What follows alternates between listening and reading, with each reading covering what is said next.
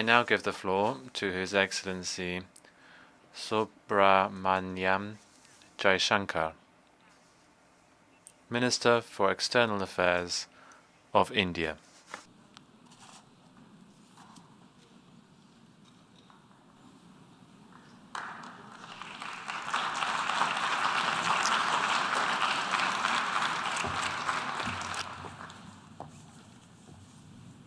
Madam President, Excellencies, distinguished members of the General Assembly, I bring to you the greetings of 1.3 billion plus people from the world's largest democracy.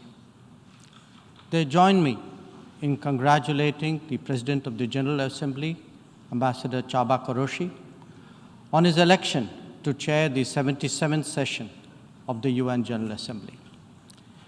They follow closely developments at the United Nations, reflecting the increasingly globalized nature of our existence.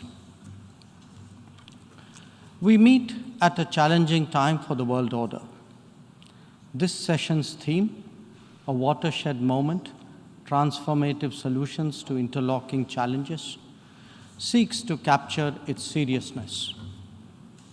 Excellencies, the year 2022 is an important milestone in India's journey towards growth, development, and prosperity.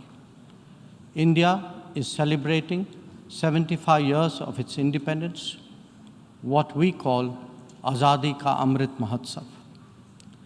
The story of that period has been one of toil, of determination, innovation, and enterprise of millions of ordinary Indians. They are rejuvenating a society pillaged by centuries of foreign attacks and colonialism. And they are doing so in a democratic framework whose steady progress is reflected in more authentic voices and grounded leadership. This new India, under the visionary and dynamic leadership of Prime Minister Narendra Modi, is a confident and resurgent society. Its agenda for our centenary will be achieved through the 5 pledges that we committed to on our Independence Day. 1, we are resolved to make India a developed country in the next 25 years. For the world, that creates more capacities for global good. 2, we will liberate ourselves from a colonial mindset. Externally, this means reformed multilateralism and more contemporary global governance. 3, our rich civilizational heritage will be a source of pride and of strength. This includes care and concern for the environment so ingrained in our traditional ethos. 4, we will promote greater unity and solidarity. This expresses a coming together on global issues such as terrorism, pandemics, or the environment. And 5, we will instill consciousness of duties and responsibilities. This applies to nations as much as it does to citizens. These 5 pledges affirm our age-old outlook that sees the world as one family. We believe that national good and global good can be entirely in harmony. It is this conviction that led us to supply vaccines to over 100 nations. Similarly, our evacuation operations in HADR situations always had room for other nationals in distress. Even as we meet our own development targets, India offers partnerships to our brothers and sisters in Asia, in Africa, and Latin America. And we do so based on their needs and their priorities. Today, the focus is on green growth, better connectivity, digital delivery, and accessible health. Our solidarity is not just in words. You can see them in 700 projects across the world. Madam President, Even while India contributes to global betterment, we recognize the sharp deterioration in the international landscape.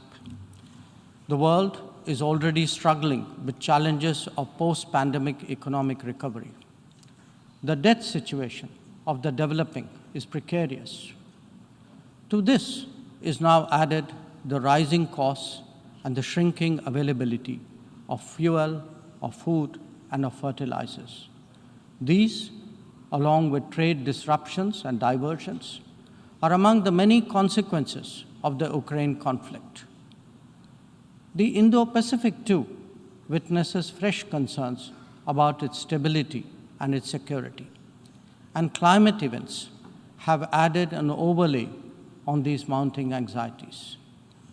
As we saw in the case of the COVID pandemic, the South will be the most impacted, even if the immediate causes are well beyond.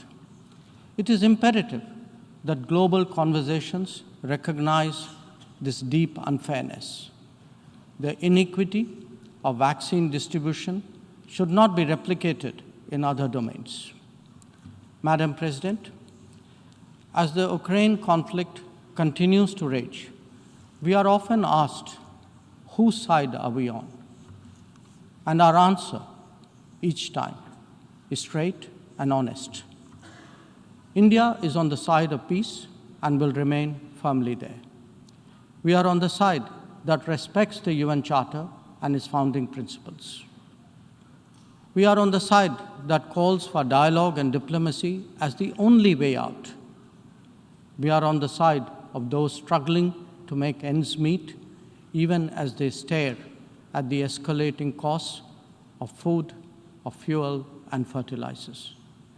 It is therefore in our collective interest to work constructively, both within the United Nations and outside, in finding an early resolution to this conflict. Excellencies, while the global attention has been on Ukraine, India has also had to contend with other challenges, especially in its own neighborhood. Some of them may be aggravated by the COVID pandemic and ongoing conflicts, but they speak too of a deeper malaise. The accumulation of debt in fragile economies is of particular concern. We believe that in such times, the international community must rise above narrow national agendas. India, for its part, is taking exceptional measures in exceptional times. We do so when we send 50,000 metric tons of wheat and multiple tranches of medicines and vaccines to Afghanistan. When we extend credits of $3.8 billion to Sri Lanka for fuel, essential commodities, and trade settlement. When we supply 10,000 metric tons of food aid and vaccine shipments to Myanmar. When we fill the gap in humanitarian needs left unaddressed by political complexity. Whether it is disaster response or humanitarian assistance, India has stood strong, contributing particularly to those nearest to us. Excellencies, the world as we knew it is poised for transformational changes. It has been impacted in recent times by a succession of shocks, each of them significant by itself. The COVID pandemic called into question the over-centralized nature of globalization and has led all of us to seek greater resilience and reliability of supply chains. The repercussions of the ongoing Ukraine conflict have further heightened economic stresses, especially on food and energy. Climate events have added to disruption that the world is already facing. As for the promise of technology, it has certainly multiplied our capabilities, but also added to our vulnerabilities. Trust and transparency are legitimate expectations of a more digitized world. The quest to create a better global order would necessarily have to address all these issues.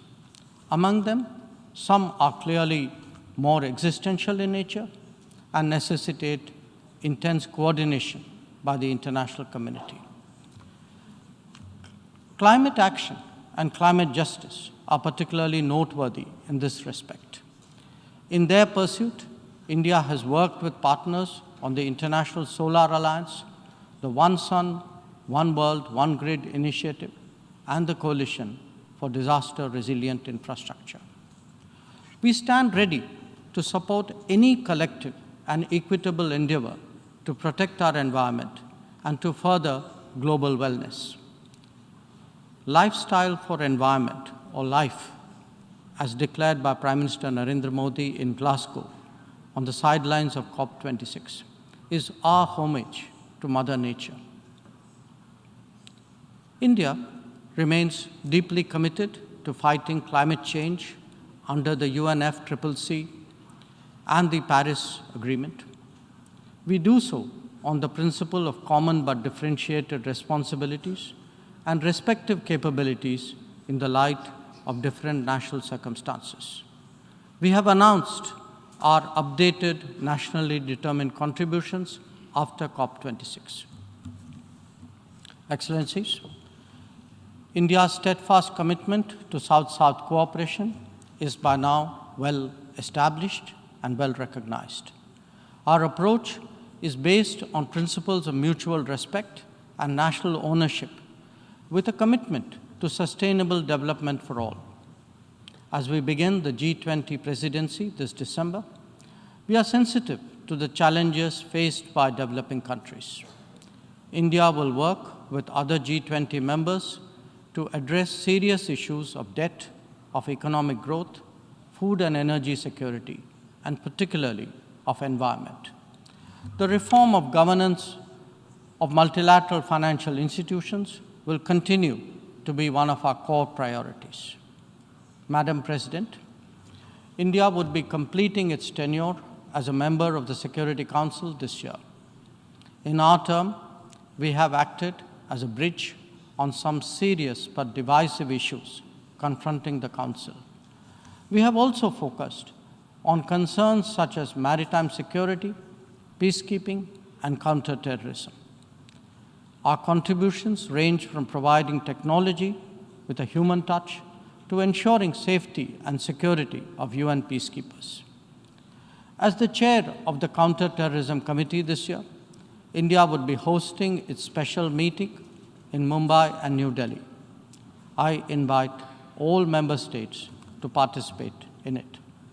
We need to create a global architecture that responds to the new tech tools deployed against open, diverse, and pluralistic societies. Having borne the brunt of cross-border terrorism for decades, India firmly advocates a zero-tolerance approach. In our view, there is no justification for any act of terrorism regardless of motivation, and no rhetoric, however sanctimonious, can ever cover up bloodstains. The United Nations responds to terrorism by sanctioning its perpetrators. Those who politicize the UNSC 1267 sanctions regime, sometimes even to the extent of defending proclaimed terrorists, they do so at their own peril. Believe me, they advance neither their own interests nor indeed their reputation. India has always espoused a cooperative, inclusive, and consultative approach to international relations.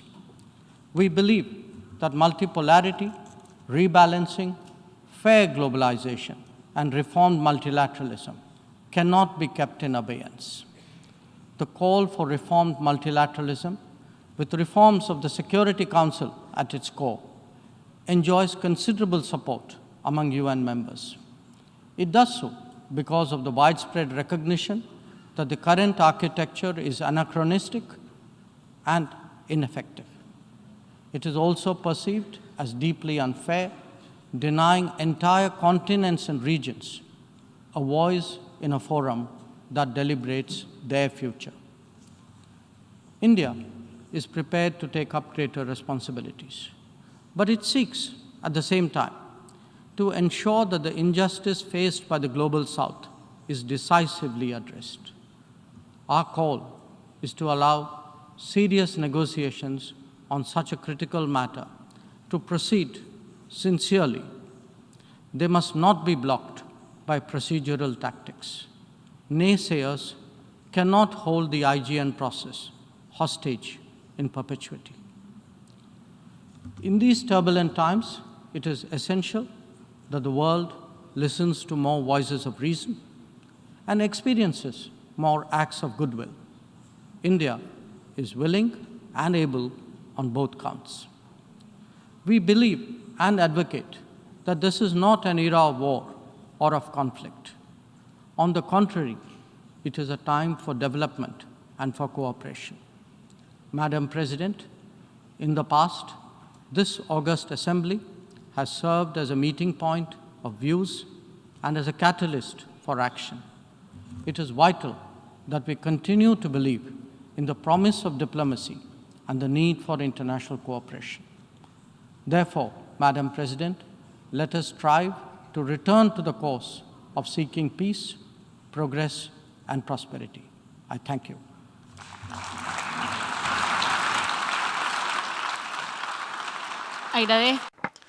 I thank the Minister for External Affairs of India. I now give the floor to